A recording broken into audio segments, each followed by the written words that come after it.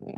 So we've had a look kind of at the basic kinds of, attack, parry, riposte, kind of combos of fencing.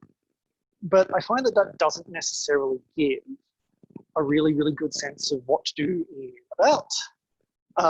And something that a lot of people who talk about dueling with sabers or potentially even cutlasses say, and particularly like the French counterpoint system says, is the first and most integral skill that you should learn is how to attack the sword arm. For instance, the British systems just teach you the techniques, and I mean, if I'd spent maybe a little bit longer and taught you some of the other parries, we could cover the entire British saber in like 2 hours. What the French do is they teach saber by situation. So you learn lessons that are based on what are the most applicable to different situations. And what that means is, okay, you only really know what to do in like a specific situation after your first lesson, as opposed to having just learned all of the basics, but you know what to do in that situation. And that's an area I really like about the French system. They're very, once you've learned it, you've got, usable skills off the bat, whereas the British stuff, you learn the basics and you have to bat with it until you kind of get the hang of what it's for. So anyway, the skill we're going to look at is attacking the sword arm. So if you remember from before, I said that when you're on guard, you want to hold your tip high enough to attack the sword arm. That's what we're going to look at doing. So sword arm attacks are pretty simple. You attack with, cut 1 and cut 2. And it's just a cut and the extension. You're just aiming a little bit lower. So rather than aiming here, aiming here. So let's just quickly practice those, just do a few repetitions, just to refresh everyone's memory.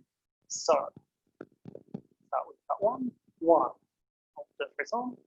1, 1, 1, 1, and 1. And you notice this is a very quick, sharp move. Just punching my hand out to things. And we cut 2. So we're just going to go through practice a few times to refresh. So 2, 2, 2, 2, 2, 2, and 2. And if you're having trouble seeing my tip, that's kind of one of the features of these very quick cuts. Also, something you can do as a drill if you've got a training partner at home, preferably with a foam sword, and your opponent wearing like a van brace or something on, or training partner wearing something to protect their sword arm. You basically just sit in guard, usually with starting with something without a hilt and moving to something with a hilt. And one person practices attacking, the other practices trying to pull their arm out of the way at a time. And you basically just sit there and take turns competitively, seeing who can hit the other person without giving them time to react. All right. So now let's look at that in a bit more context. Let's look at it as a combination. So what I tend to do in guarding is I'll throw an attack to the arm, I'll parry, and you notice I'm parrying basically with my hand in the same position as it was when attacked, because I'm deliberately parrying a very quick attack. If I attack and my opponent does something other than come straight back at me with either a cut number 7 or like just a descending cut, a quick descending cut, I've got time to react. I cut the arm, retract to a parry, and then cut to the head. So our first combo is cut 2, parry tierce, cut 7 to the head on the lunge. Straight out from the side. So cut 2, parry tierce, 7 to the head on the lunge. All right, so let's just go through that a few times. So 2, tierce, lunge, back to guard.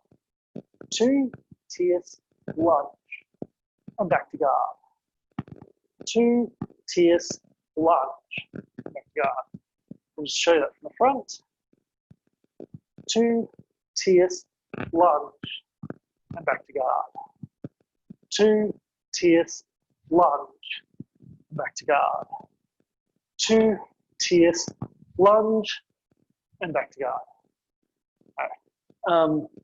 I remember showing this to some friends of mine who were LARPing on the grounds that attacking the sword arm is probably the safest attack you can do, because you're only really in range of your opponent for a very short amount of time when you're at full extension.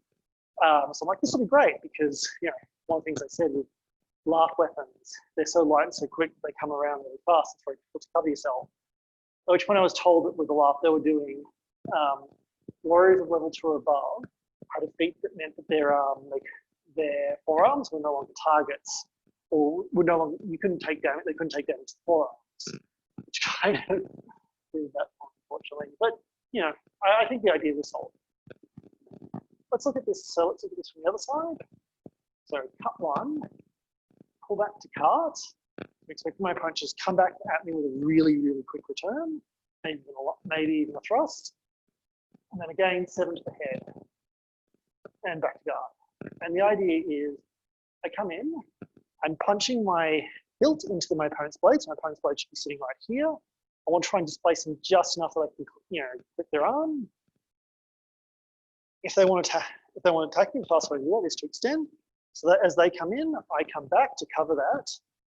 And then because now I've got control and leverage, when I come back with this cut number 7, I'm displacing them as I come in, which means that they either have to do a very, very big motion to get leverage back, or a really, really fast motion, which means the power will be very committed, which means that when they do throw a riposte at me, it's from a very committed parry, which means it'll be slower riposte. So, go. 1, cart, lunge, back to guard. 1, cart, lunge, and back to guard. 1, cart, lunge, and back to guard. 1, cart, lunge, and back to guard. 1, cart, lunge, and back to guard. And share it from the side.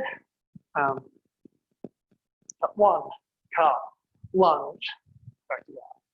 1, cart, lunge, and back to guard. 1, cart, lunge, and back to guard. 1, cart, lunge, and back to guard. So those are just some simple combos, and if you practice kind of harassing the hell out of your opponent's sword arm as sort of a starting point for your fencing, you'll find a lot easier to kind of be successful in battling from the get-go. So let's just have a look. Probably got time for one more thing after this, but before we move on, are there any questions?